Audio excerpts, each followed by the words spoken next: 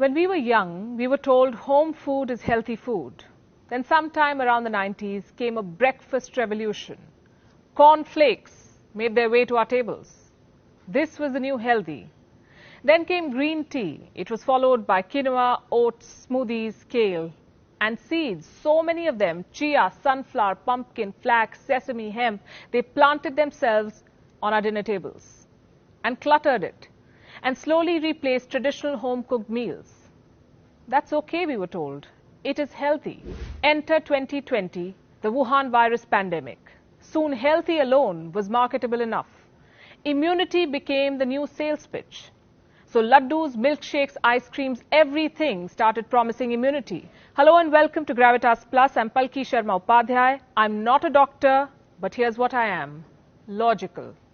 My logic and experience tells me that we are being fooled in the name of health and wellness.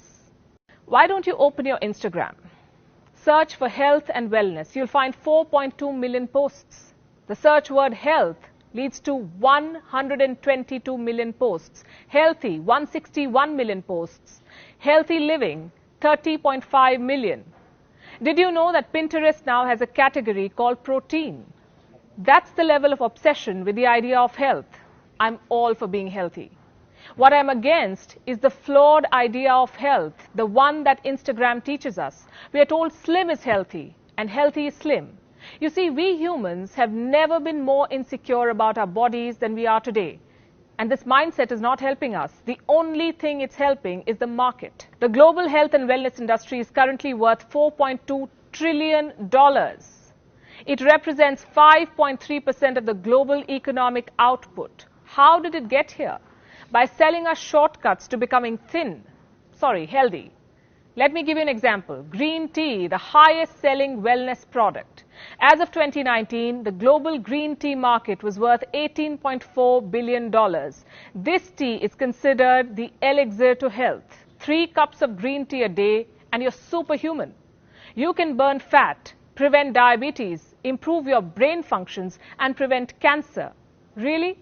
If green tea could prevent cancer, our cancer researchers would be vacationing in Tuscany with a glass of fine red wine. Green tea cannot make you lose weight. Trust me, I've tried it. What it can do is improve your metabolism, which, by the way, almost any tea can. Black, blue, oolong, matcha, English breakfast, Earl Grey, Duke of Northampton. Coming to green tea's antioxidant properties. Well, science says that the theaflavins in black tea and the catechins in green tea are equally effective. So should you drink green tea? Sure, but don't count on it for losing weight. Here's what else you should not count on. Gluten-free. These products are such a fad. Wellness bloggers tell us that gluten-free is the secret to becoming healthy. What does science say? Gluten is a mixture of proteins like gliadin and glutenin. Where is it found? In carbohydrates, wheat, barley, rye. Are any of these bad for our health? No, they aren't. There is no need for us to buy gluten-free products unless we have celiac disease or are gluten sensitive. Less than 5% of the UK's population has problem with gluten, but 12% of the population has gone gluten-free. Celiac disease affects roughly 1% of the American population, but 20% of America is trying to eat gluten-free. Is it helping in weight loss? The answer is simple. Losing weight is a game of calories. You need to burn more than you consume. You need to reach a calorie deficit, which you can by eating junk, fried food, McDonald's, pizzas, cookies, Peking duck. As for health, gluten-free is not helping us. It is taking away the much-needed carbs. Who is it helping? An average gluten-free product is 242% more expensive than their variant that contains gluten. In 3 years, the global gluten-free market is expected to touch $6.47 billion. By 2027, it is projected to cross $43.65 billion. Here's what else is fooling us. These cartons. Most of us have had cow milk all our lives, but now we are being told that cow milk makes us fat. Instagram influencers too are selling this idea. Why? So that these alternatives find a place in your fridge. The global almond milk market is expected to reach $13.3 billion by 2025. Soy milk market, $23.2 billion. Apparently, they're healthier than cow milk. Is there science behind it? Composition-wise, there is no proof that soy or almond milk is healthier than cow milk. When it comes to nutrition density and protein content, cow milk wins the race. Clearly, this is the healthier option. There is no need to pick up that soy or almond milk carton unless you're vegan or lactose intolerant. Here's another product, protein powder. These tubs are as heavy as dumbbell and they cost as much as gold. YouTubers say, go for it. It's worth the investment. Well, they are being paid to say so. But why are we drinking these? What you need to understand is protein powder is a supplement. It comes into play if you fail to reach your daily protein goal. For a woman, it's 46 grams. For a man, it's 56. You can meet this target by eating eggs, nuts, milk, chicken, soy chunks. And even if you do not hit that 46 or 56 gram mark every day of the week, you will not be prosecuted. There is no need to spend a fortune on these protein powders. That is, unless you want to contribute to its $5.28 billion market. Those selling protein powders will not tell you about the risk associated with it. What are its long-term effects? No one knows. These products are too new. Here's what else is not necessarily healthy. Brown alternatives, rice, bread, sugar. Of late, we tend to prefer them to the white variants. That did sound racist. It was totally unintended. Nutrition-wise, the difference between brown rice and white rice is negligible. MRP-wise, the difference is hefty. You know what else is not your health BFF? Healthy snack. Low-cal, fat-free, baked not fried, air-fried, cholesterol-free. None of these claims matter. Ingredients do. Many low-fat snacks have added sugar. They hide controversial ingredients under technical names. I'll give you examples. In Europe, it will be hard to find MSG on ingredient list.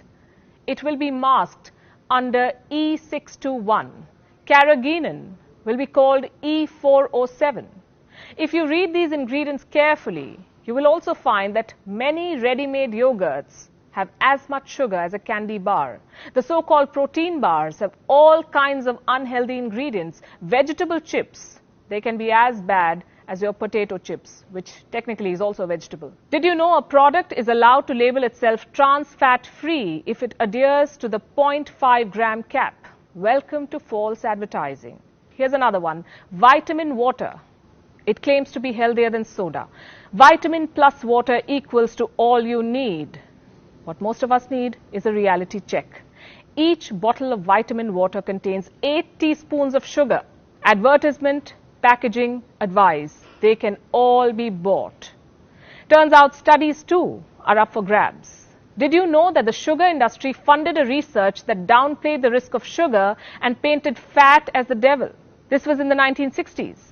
We found out about it only recently. Beverage company POM Wonderful paid $35 million for studies that claimed POM products could prevent the risk of heart diseases and prostate cancer. Coca-Cola paid scientists too. For what?